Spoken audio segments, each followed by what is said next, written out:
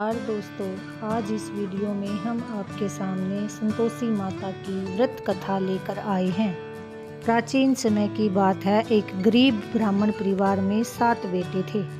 सभी बेटे बड़े होकर अलग अलग काम करने लगे, लेकिन सबसे छोटा बेटा सीधा साधा और भोला भाला था। उसकी शादी एक साधारण और धर्मपरायण लड़की से हुई। घर में बहुओं के बीच भेदभाव होता था और सबसे छोटी बहू को बहुत कष्ट दिए जाते थे। एक दिन छोटी बहू ने किसी से संतोषी माता के व्रत के बारे में सुना।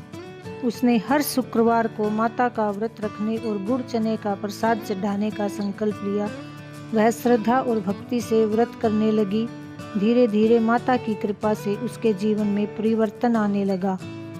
कुछ समय बाद उसका पति, जो काम की तलाश में दूर गया था, उसकी अच्छी कमाई करके वह अच्छे से घर लौट आया।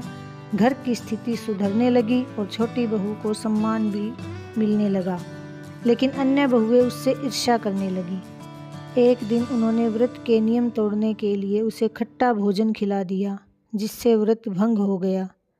इससे माता नाराज हो गई और उसके जीवन में फिर से कठिनाइयां आने लगी। तब छोटी बहू ने अपनी गलती समझी और सच्चे मन से पुनः व्रत शुरू किया।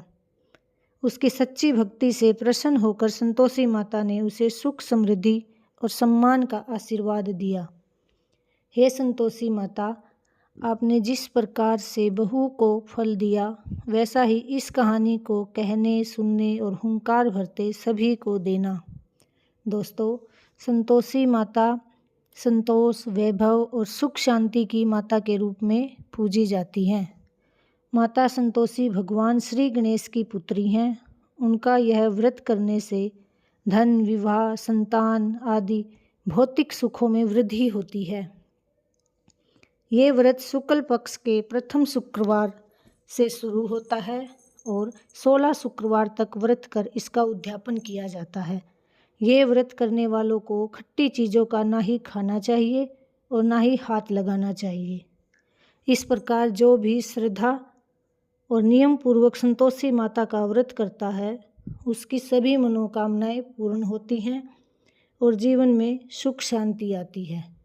तो बोलिए सभी मिलके संतोषी माता की जय।